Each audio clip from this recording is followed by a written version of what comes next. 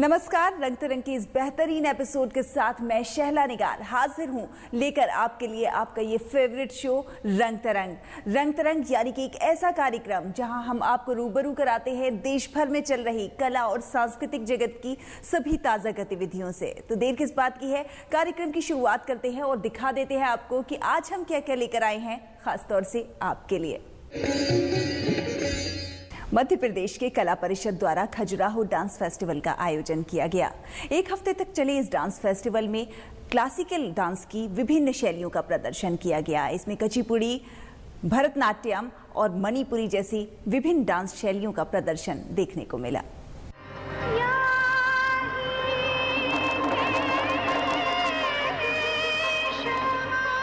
मध्य प्रदेश कला परिषद द्वारा आयोजित किया गया खजुराहो नृत्य समारोह। शास्त्रीय नृत्य का एक सप्ताह की अवधि का ये एक समारोह है, जिसका आयोजन मध्य प्रदेश के छतरपुर जिले में भव्य प्रकाशित खजुराहो मंदिर के समक्ष प्रत्येक वर्ष किया जाता है।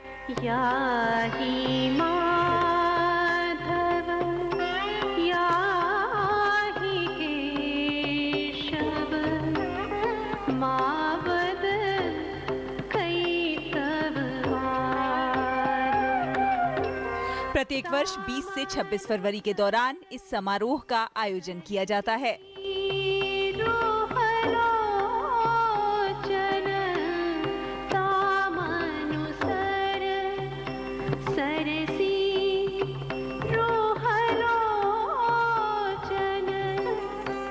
इस बार इस समारोह में कथक, भरतनाट्यम, ओडिशी और कुचिपुड़ी जैसी विभिन्न भारतीय शास्त्रीय नृत्य शैलियों की समृद्धि को दर्शाया गया। इसमें इस क्षेत्र के जाने माने कलाकारों ने भाग लिया। हाल ही में आधुनिक भारतीय नृत्य को भी शामिल किया गया है। नृत्य प्रदर्शन खुले आसमान के नीचे एक ऑडिटोरियम में हुआ, जो सामान्य तौर पर सूर्य भगवान को समर्पित चित्रगुप्त मंदिर और भगवान शिव को समर्पित विश्वनाथ मंदिर के समक्ष हुआ।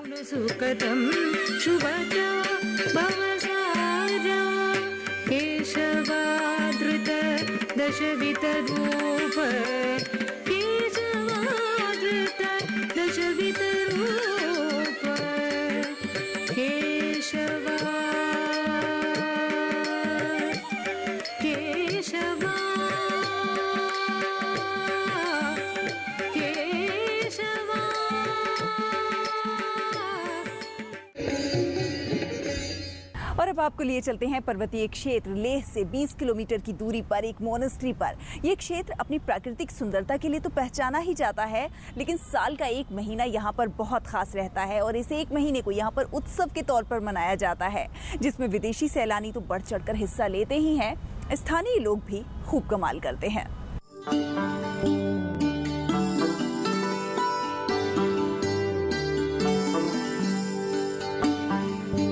लैंड ऑफ लामा के नाम से जाना जाने वाला क्षेत्र,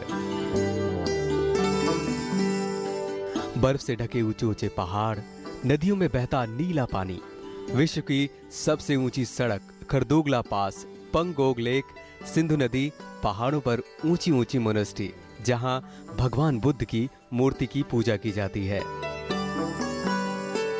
देश विदेश से आए सैलानियों को अपनी ओर आने का न्योता देती रही है। इसीलिए पिछले कई सालों से पर्यटकों की संख्या में बहुत इजाफा हुआ है। इस वर्ष तकरीबन 1.5 लाख पर्यटक लद्दाख क्षेत्र में आए। यह क्षेत्र 6 महीने भारी बर्फबारी के कारण देश के बाकी हिस्सों से सड़क मार्ग से कट जाता है। यहाँ के तापमान में भारी गिरावट हो जाती है। -20 से 25 डिग्री सेल्सियस तक तापमान के कारण सब कुछ रुक सा जाता है।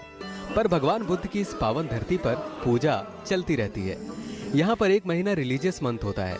इस दौरान कुंपाओं में पूजा की जाती है, जिसमें लोग बढ़ चढ़कर हिस्सा लेते हैं। लेह से 20 किलोमीटर की दूरी पर बसी माटो मोनेस्ट्री, जो बर्फ के ढके पहाड़ पर स्थित है, इस मोनेस्ट्री में बुद्ध की विशाल मूर्ति है। यहाँ पर हर साल की तरह इस वर्ष भी फेस्टिवल का आयोजन किया गया, जिसमें मुख्य आकर्षण था मास्क डांस।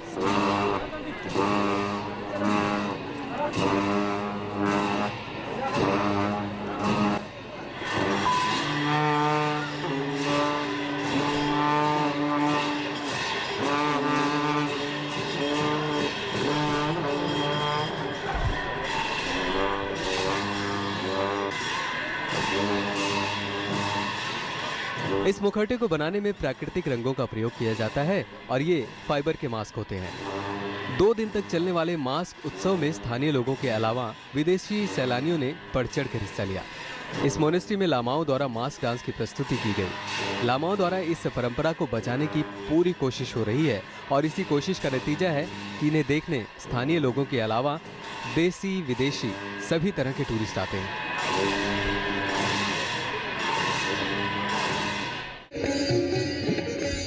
बसंत के रंग वाकई बहुत खास होते हैं और ऐसे ही कुछ खास रंग देखने को मिले नई दिल्ली के होटल अशोका में, जहां पर बसंत के रंग नाम से एक कार्यक्रम का आयोजन किया गया। इस कार्यक्रम में जहां मशहूर गायक शब्बीर कुमार ने अपनी गायकी से लोगों को सम्मोहित किया, तो वहीं दूसरी तरफ पद्मश्री कविता कृष्णमूर्ति ने ऐसे गाने गाए कि लोग झूम उठे। भारतीय संस्कृति में त्योहारों और ऋतुओं का आदिकाल से महत्व रहा है। हर ऋतु को एक उत्सव का रूप देकर उसकी सामाजिक स्वीकार्यता को स्थापित करना भारतीय लोक संस्कृति की सबसे बड़ी विशेषता रही है। इन उत्सवों का संबंध किसी जाति, धर्म, भाषा या क्षेत्र से न होकर समभाव से है। बसंत के रंग इसका जीता जागता उदाहरण है।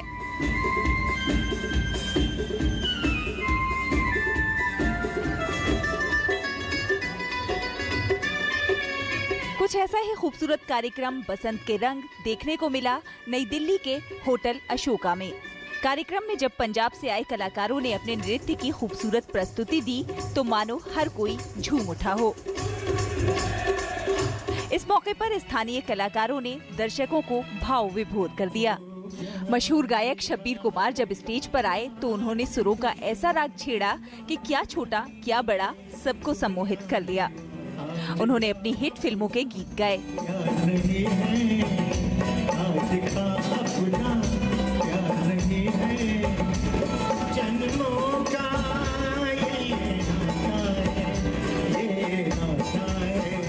मेरा और डीडी का एक हिस्टोरिकल नाता रहा है, इस तरह है।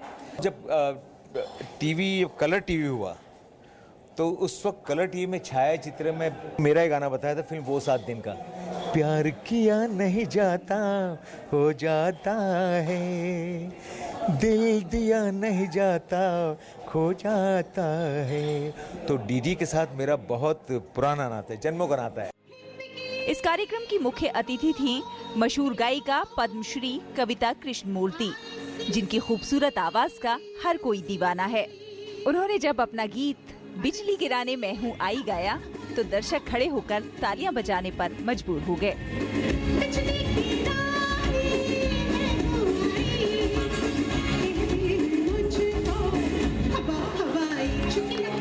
शहला निगार, रंग तरंग।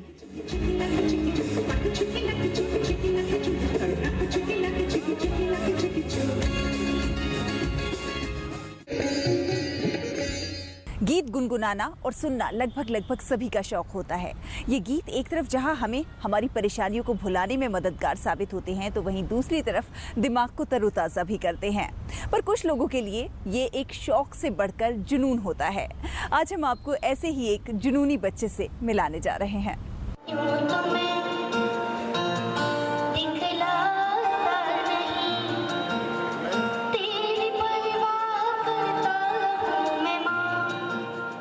संगीत की अपनी अलग ही दुनिया होती है। कोई गायक जब गाता है तो मानो अपना सब कुछ भूलकर ईश्वर में खो जाता है।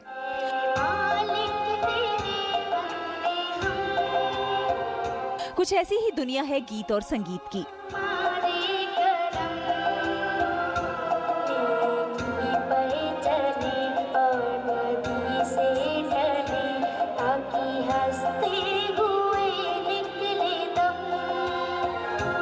और गाना अगर कोई बच्चा गाए तो फिर क्या कहिए।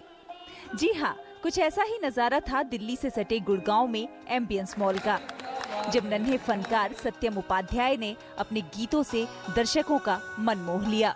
सबसे कम उम्र में 1 घंटा तक लगातार पूरी शिद्दत से गाना गाकर अपनी पहचान बनाने वाले सत्यम का नाम golden book of world record में दर्ज किया गया है।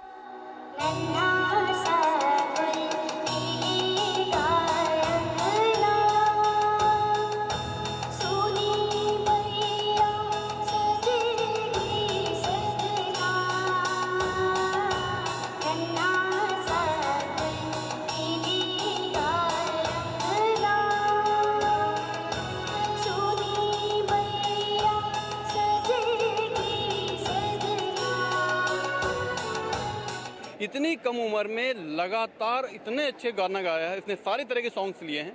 तो हमें बड़ा गर्व होता है कि जब कोई भारतीय कोई बड़ा काम करके दिखाता है, अपना विश्व में हमारे भारत का नाम ऊपर करता है।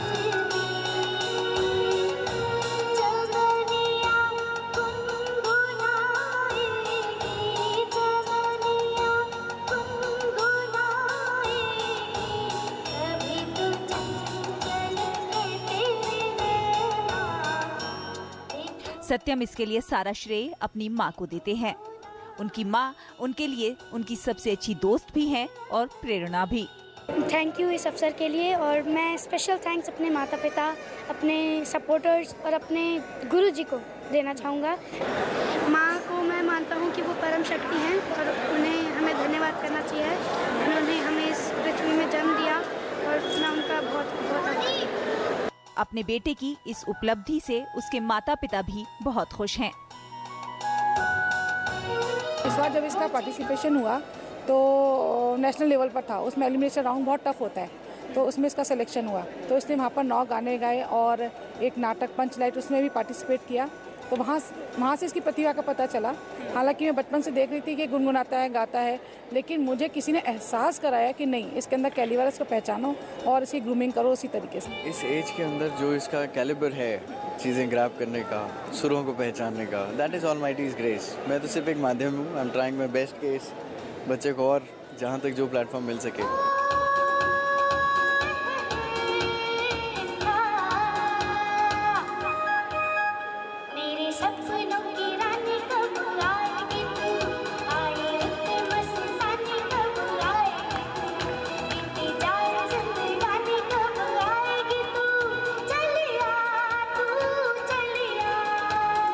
सत्यम की आवाज में मानो वो जादू है जो हर किसी को अपनी ओर खींचती है।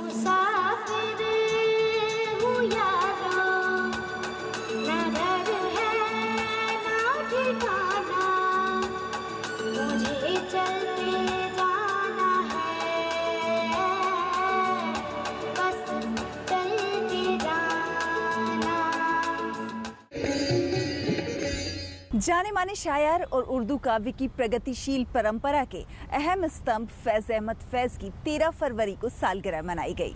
आइए देखते हैं उनकी जिंदगी पर ये खास रिपोर्ट। मात्रो बच्चे तू अगर रोएगा तो ये सब अम्मी, अब्बा, बाजी, भाई, चांद और सूरज और भी तुझको रुलवाएंगे। मात्रो बच्चे तू मुस्कुराएगा तो शायद ये सब एक दिन देश बदल कर तो इससे खेलने लौट आए। लेनिन पुरस्कार पाने वाले प्रगतिशील कवि फैज अहमद फैज की शायरी की मिसाल आज भी कहीं नहीं मिलती है। अगर यूं कहा जाए कि फैज 20वीं सदी के एक ऐसे प्रगतिशील कवि थे जिसकी एक हथेली पर रोमानियत का चिराग था तो दूसरी हथेली पर समाजियत की मशाल जल रही थी। फैज का सबसे बड़ा कमाल ये था कि उन्होंने लाख सख्तियों के बावजूद अपनी विचारधारा में कभी लचक पैदा न होने दी। वो समाज के अंदर एक ऐसा इनकलाब पैदा करना चाहते थे जहां शोषण का कोई नामो निशान न हो। अन्याय और उत्पीड़न के खिलाफ हमेशा उन्होंने आवाज बुलंद की, जिसके कारणवश उन्हें कई बार जेल भी जाना पड़ा और कई वर्षों तक निर्वासित जीवन भी बिताना पड़ा। इन सब के बावजूद उनके विचारधाराओं पर पहरे नहीं लगाए जा सके। फैज साहब की एक अजीबोगरीब खूबी ये थी कि गर्चे वो नज़रियाती एतबार से इश्तराकी थे, तरक्की पसंद थे, लेकिन उन्होंने जिस किस्म का शेर कहा वो ज़ाहिर नज़रियात की सतह से बहुत बुलंद और किसी दायरे में आप उसको महदूद नहीं कर सकते। फैज जहां एक तरफ इनकलाब का नारा बुलंद करते हुए नजर आते हैं तो वहीं दूसरी तरफ मोहब्बत के गीत भी गाते हुए नजर आते हैं।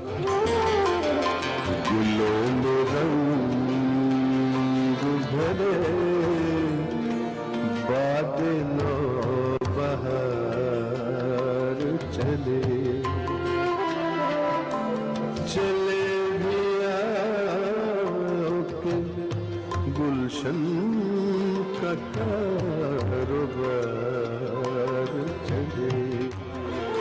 फैज का सबसे बड़ा कमाल ये है कि वो हुस्न और इश्क अपने दामन में समेटे हुए हैं और यही उनकी अपनी अलग पहचान बनाती है। फसीउर रहमान की रिपोर्ट, डीडी न्यूज़।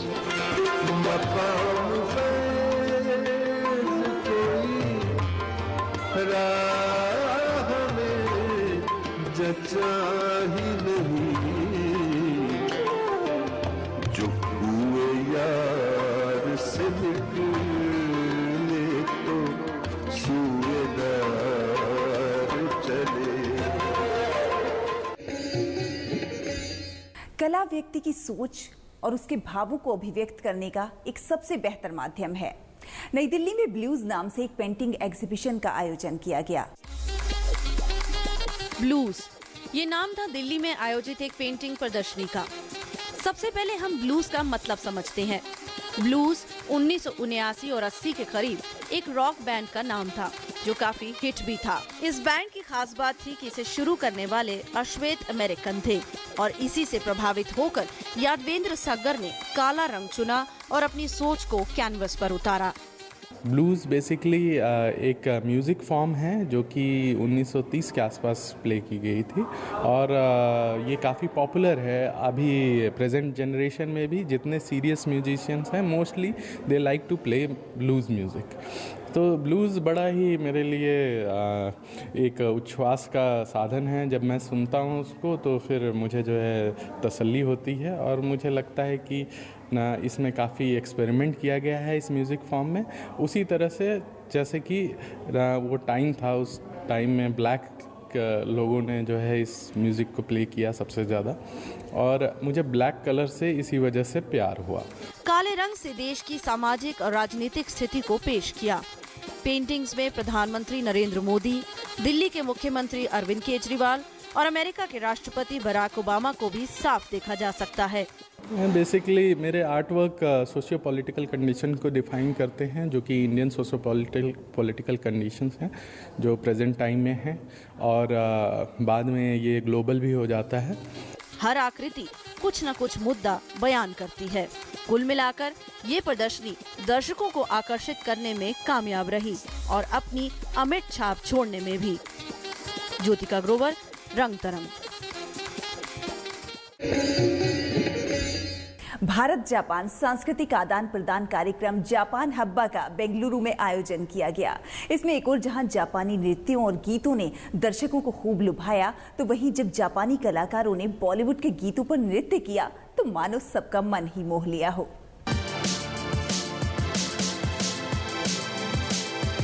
बारहवें जापान हब्बा उत्सव का आयोजन हाल ही में बेंगलुरु में किया गया।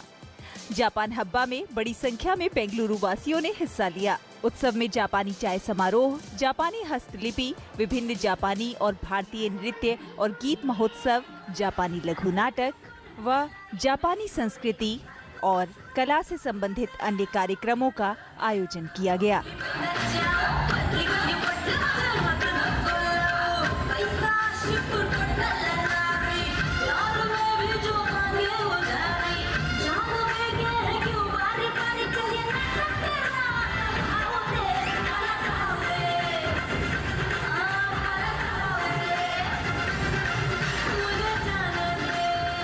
तथा प्रांगण में लगे स्टॉलों पर से बेंगलुरु वासियों ने जापानी उत्पादों की जानकारी ली तथा जापानी किताबों, पत्रिकाओं और पारंपरिक जापानी खिलौनों की खरीदारी भी की। यहाँ आए लोगों के लिए जापानी पोशाक, किमोनो पहनी महिलाओं ने पारंपरिक जापानी चाय भी प्रस्तुत की। ये उत्सव केवल जापान के बारे में नहीं था, बल्कि भारत जापान सांस्कृतिक आदान प्रदान से संबंधित तथ्य इस कार्य में शामिल थे। कार्यक्रम में जापानी महिला कलाकारों ने बॉलीवुड के गानों पर डांस किया, जबकि स्थानीय कलाकारों ने कई कार्यक्रम प्रस्तुत किए। दर्शकों ने भी कलाकारों के अद्भुत प्रदर्शन की सराहना की।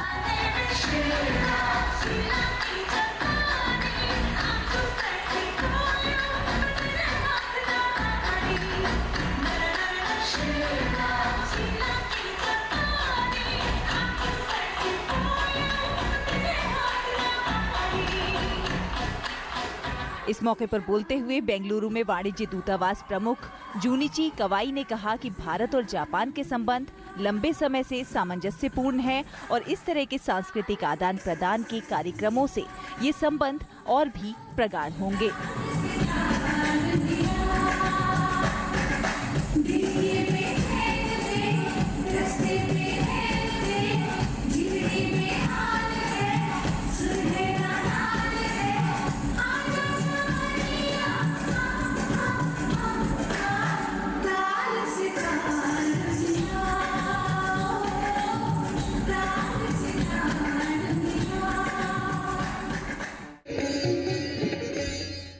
नई दिल्ली के LTG सभागार में प्रसार भारती और आकाशवाणी दिल्ली द्वारा लोक रंग कार्यक्रम का आयोजन किया गया।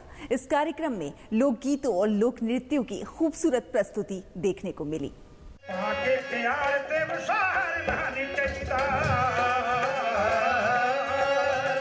प्रसार भारती के अंतर्गत आकाशवाणी यानी ऑल इंडिया रेडियो द्वारा आयोजित किया गया लोक रंग कार्यक्रम। इस कार्यक्रम में 3 अलग अलग संगीत की शैलियों को पेश किया गया। पहले कलाकार थे स्वर्ण यमला जट, जिन्होंने पंजाबी लोक संगीत पेश किया।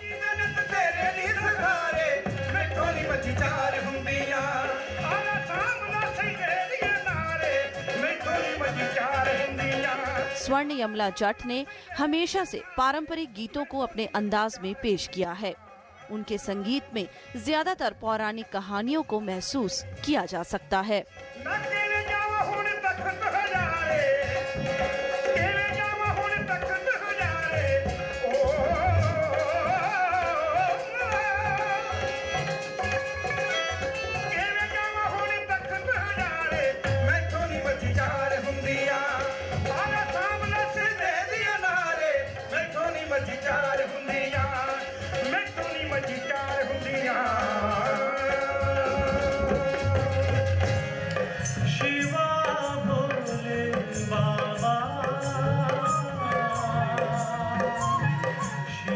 दूसरे कलाकार थे राजू पटेल, जिन्होंने बुंदेलखंडी संगीत पेश किया। बुंदेली संगीत हमेशा से बसंत के मौसम में गाया जाता है। पेड़ों पर नए पत्ते, फूलों में नई कलियां और हवा में भीनी सी खुशबू, इसका नजारा राजू पटेल के संगीत में साफ था। तीसरे फनकार जिन्होंने महफिल को और सुहावना बनाया, वे थे गोकुल बिष्ट, जिन्होंने कुमाऊनी संगीत पेश किया। कुमाऊनी संगीत जो पहाड़ों में नई शुरुआत के मौके पर गाया जाता है।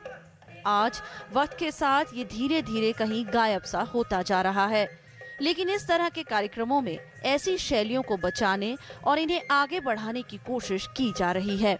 आकाशवाणी द्वारा आयोजित इस कार्यक्रम का मकसद भी यही था।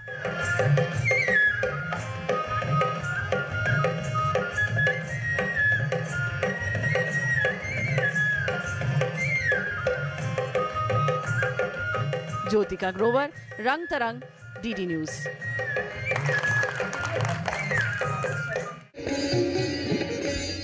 तो रंग तरंग के हमारे आज के इस एपिसोड में बस इतना ही, लेकिन आप सभी दर्शकों को हमारा ये प्रोग्राम कैसा लग रहा है आप हमें लिखिएगा जरूर। हमारा ईमेल ID है rangtarang@ddnews.com। हम अगले हफ्ते फिर हाजिर होंगे, सेम टाइम सेम चैनल, कुछ और कला और सांस्कृतिक जगत की ताज़ा गतिविधियों के साथ। तब तक के लिए रंग तरंग की पूरी टीम को दीजिए इजाजत। नमस्कार।